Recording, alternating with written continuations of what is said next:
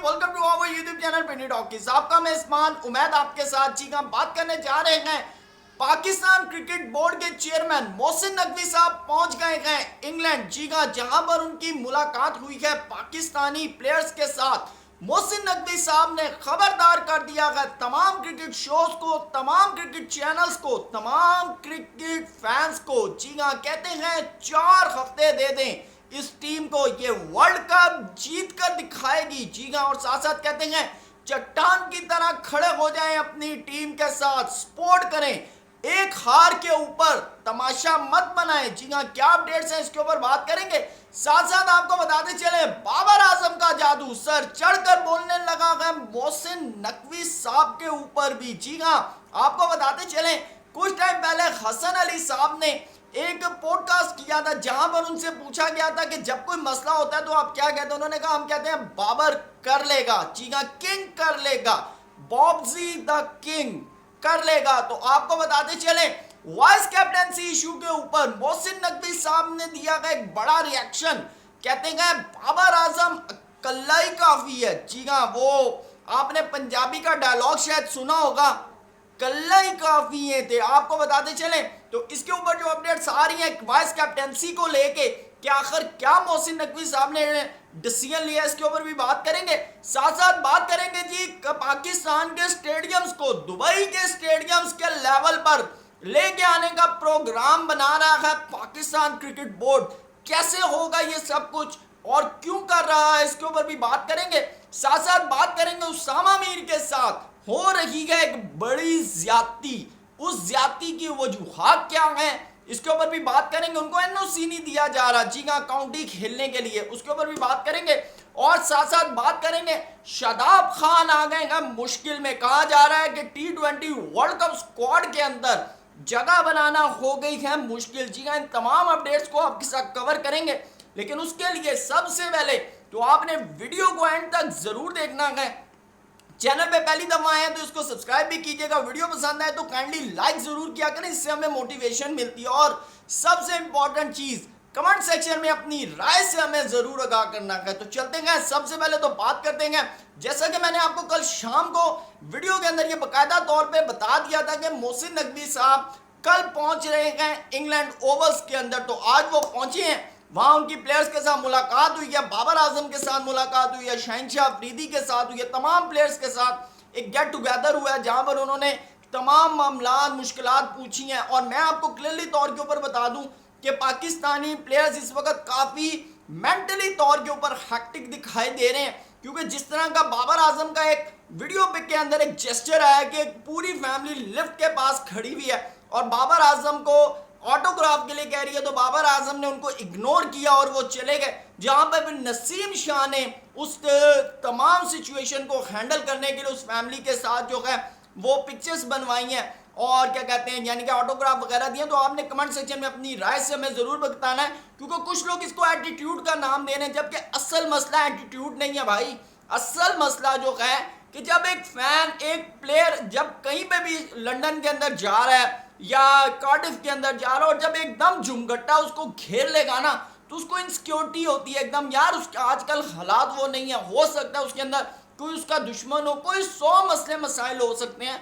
तो मेरे ख्याल से अगर हम किसी के भी फैंस हैं, हमें थोड़ा सा ना स्टे रखना चाहिए, फासला डिस्टेंस रखना चाहिए कि यार ये एक प्लेयर है तो इसके भी मामला। आप अगर शाहरुख खान अगर आपको इंग्लैंड के अंदर मिल जाए, मैं क्लियरली तौर के ऊपर कह सकता हूँ कि आप एकदम जाकर उनके ऊपर झपट नहीं सकते, उनके साथ बाकायदा तौर पे एक सिक्योरिटी होती है, एक सिक्योरिटी का दायरा होता है जिसको आप क्रॉस नहीं कर सकते। इसी तरह अगर कोई भी बड़ा यानी कि एक्टर है, कोई भी बड़ा बंदा है ना, आप उसके साथ एकदम जाकर उसके गले नहीं मिल सकते या आप उसके बिल्कुल करीब नहीं जा सकते, 100 मामलात होते हैं। तो बहरहाल आपको बताते चलें कि बाबर आजम को लेकर जिस वक्त मोहसिन नकवी साहब की मुलाकात हुई है तो उन्होंने मीडिया को क्लियरली तौर के ऊपर एक तरह से स्टॉप वार्निंग दे दी। उन्होंने कहा कि खामोश हो जाओ, ठीक है, बिल्कुल क्रिटिसिज्म मत करो, इस टीम को 4 हफ्तों का मौका दो, ये तुम्हें वर्ल्ड कप जीत कर दिखाएगी। लेकिन मेरा यहाँ पर एक सवाल है हमारे पीसीबी चेयरमैन साहब से कि हम अगर खामोश हो जाते हैं, हम बात नहीं करते,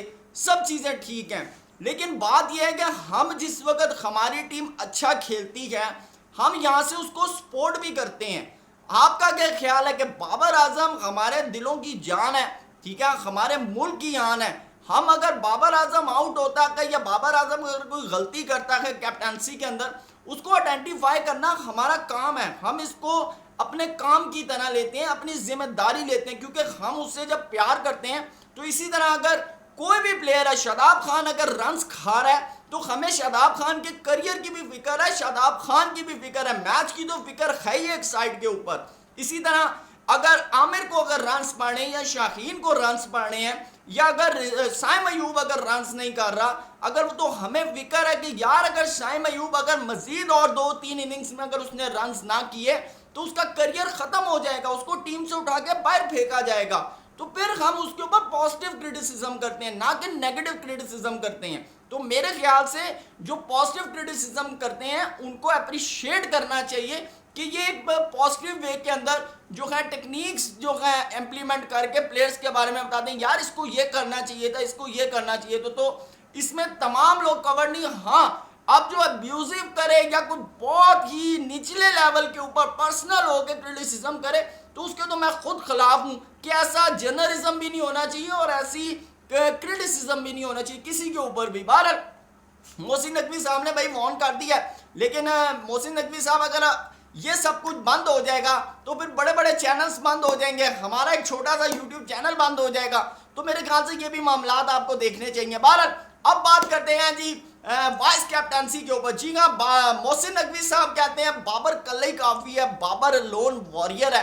बाबर ही है जो पाकिस्तान टीम को T20 वर्ल्ड कप जितवा सकता है और किसी बंदे च ना हिम्मत है, ना ताकत है, ना सां है ते बाबर दी जगह असी ना कोई वाइस कैप्टन लाना है कि जेड़ा आगे बाबर आजम को मशवरा दे सके।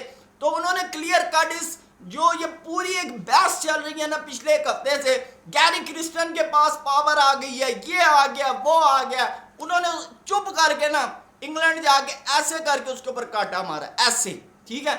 उन्होंने कह दिया भाई कोई वाइस कैप्टन नहीं है, यानी इसका मतलब है कि बाबर कितने नहीं जा रहा, बाबर सारे मैच खेलेगा ते बाबर ही है, बाबर ही है वो अखां दा तारा, बाबर ही है वो अलोन वॉरियर, बाबर ही है वो ग्लैडिएटर जेड़ा तुहानू T20 वर्ल्ड कप जितवाएगा।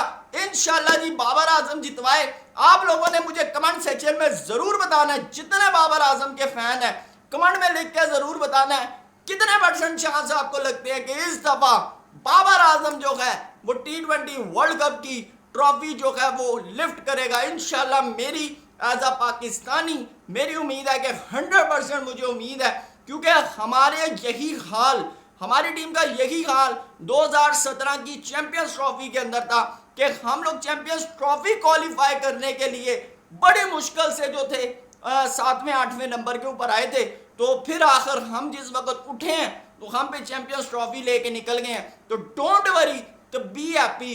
अब आते हैं जी पाकिस्तान के स्टेडियम्स के ऊपर। जी हाँ, पाकिस्तान के स्टेडियम्स के ऊपर जैसा कि आपको पता है कि अगले साल चैंपियंस ट्रॉफी है, तो चैंपियंस ट्रॉफी के हवाले से स्टेडियम्स को अपग्रेडेशन के लिए जो भी कंपनी हायर की है उसने बाकायदा तौर पे जी दुबई के तर्ज के जो स्टेडियम्स है ना उनका मॉडल दिया पाकिस्तान को, और कहा गया है कि खास तौर पे सबसे पहले कज़ाफी स्टेडियम जो है उसको दुबई की तर्ज के ऊपर जो है अपग्रेड किया जाएगा, जहां पर तमाशाइयों के लिए सबसे ज़्यादा जो फोकस किया जा रहा है वो सीटिंग कैपेसिटी के ऊपर किया जा रहा है और व्यू के ऊपर के जब अगर कोई प्लेयर ग्राउंड यानी कि अगर कोई फैन अगर स्टेडियम के अंदर बैठता है कुर्सी के ऊपर तो उसको लगे कि यार मैं क्रिकेट का मैच देख रहा हूँ, ये ना लगे कि यार मैं या तो फुटबॉल मैच देख रहा हूँ, ठीक है ना, ये ना लगे कि यार वो पता नहीं वो प्लेयर को केड़ा खलता है।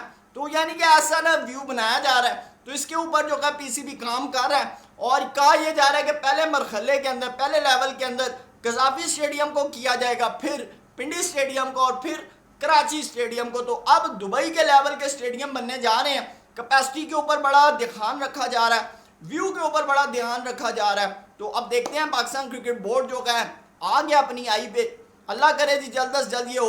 अब आते हैं जी उसामा मीर के ऊपर। जी हाँ, आपको बताते चलें उसामा मीर के ने आपको बताता चलूँ कि काउंटी खेलनी थी रॉकशायर जो एक यानी क्लब है उसकी तरफ से, तो उन्होंने एनओसी मांगा तो पाकिस्तान क्रिकेट बोर्ड ने जो है वो एनओसी रिजेक्ट कर दिया। लगभग 60,000 पाउंड का उनका कॉन्ट्रैक्ट था, तो जो कि पाकिस्तान क्रिकेट बोर्ड ने उनका एनओसी जो है वो पेंडिंग में है, यानी कि रिजेक्शन दे दिया। रीज़न उन्होंने ये बताया कि उसामा मीर ने दो जो हैं क्या कहते हैं लीग्स खेल चुके हैं। एक T20 ब्लास्ट लास्ट ईयर खेली है और बिग बैश लीग खेली है। जबकि आपको बताता चलूं कि जिस वक्त उसामा मीर ने T20 ब्लास्ट खेली थी तो उसामा मीर उस वक्त सेंट्रल कॉन्ट्रैक्ट के अंदर ही नहीं थे। जबकि उसामा मीर ने जब सेंट्रल कॉन्ट्रैक्ट मेरे ख्याल से सितंबर में क्या अक्टूबर में, सितंबर में मेरे ख्याल से उन्होंने साइन किया, तो उनका जो सेंट्रल कॉन्ट्रैक्ट था वो 1 जुलाई से स्टार्ट हो गया 2023 से 2024 तक। तो अब आपको बताता चलूं कि पीसीबी उसामा मीर को ये कह रहा है कि भाई आप एक साल में 2 लीग्स खेल चुके हैं, लिहाजा अब आपको जो है सेंट्रल कॉन्ट्रैक्ट जो है वो यानी कि अब आपको जो है इजाज़त या एनओसी नहीं मिल सकता। तो अब बड़ा एक क्वेश्चन रेज हो गया। जबकि अगर इन रियल फैक्ट्स देखा जाए तो उनका जो कॉन्ट्रैक्ट है वो तो सितंबर से स्टार्ट होता है, जिसमें उन्होंने जस्ट एक लीग खेली है जो कि बिग बैश लीग है, और उसमें भी उसके कुछ 4-5 मैचेस खेले। उसके बाद फिर वो न्यूजीलैंड की सीरीज के लिए पाकिस्तान स्क्वाड के साथ मिल गए थे। तो अब एक क्वेश्चन है, अब देखते हैं पाकिस्तान क्रिकेट बोर्ड इसके ऊपर क्या करता है। बहरहाल उसामा मीर जो है वो बड़ा टेंशन में है कि भाई ना मुझे आपने वर्ल्ड कप के स्क्वाड में हायर किया है, ना मुझे लीग्स खेलने दे रहे हैं, तो भाई मैं क्या करूं, नन्ना मुन्ना राही हूं, देश का सिपाही हूं। अब देखते हैं उसामा मीर के लिए क्या होता है। अब आते हैं जी शादाब खान। जी हाँ, शादाब खान के ऊपर जब से 55 रन बढ़े हैं ना, इतना क्रिटिसिज्म हो रहा है कि जिसकी कोई हद नहीं। कुछ लोग कह रहे हैं भाई इसको अब इंग्लैंड के खिलाफ खिलाओ ना।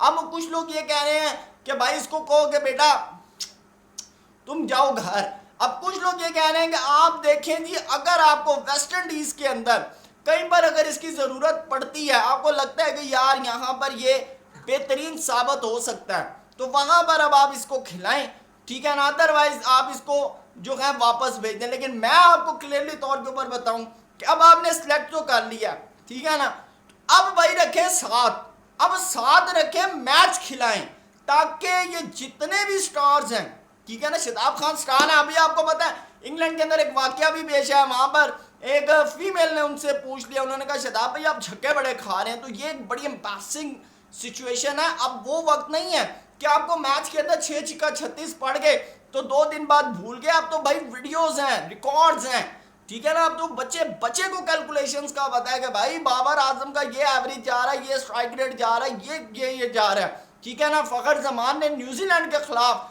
पाकिस्तान को वर्ल्ड कप में ये मैच जितवाया था, इतने छक्के मारे थे, बच्चे को अब चीजें पता हैं। तो मेरे ख्याल से अब मैं ये कहता हूँ कि अब आपने रखा है तो फिर कैरी करें और साथ लेकर चलें, देखते हैं फिर क्या बनता है। क्योंकि अब आपने सिलेक्ट तो कर लिया, दोस्ती यारी पे किया, दुश्मनी पे किया, जिस तरह भी किया, तो अब मेरे ख्याल से आप वापस मत भेजें, साथ रखें, ताकि अगले को भी ये पता चले कि भाई अब मेरे राज, मेरी जितनी भी परफॉर्मेंसेज हैं वो सब ओपन हो गई। तो आपने अपनी राय से हमें ज़रूर बताना है कि आप शादाब खान के बारे में क्या सजेशन देते हैं। वीडियो पसंद आए तो लाइक ज़रूर कीजिएगा। Thank you so much. अल्लाह हाफिज़।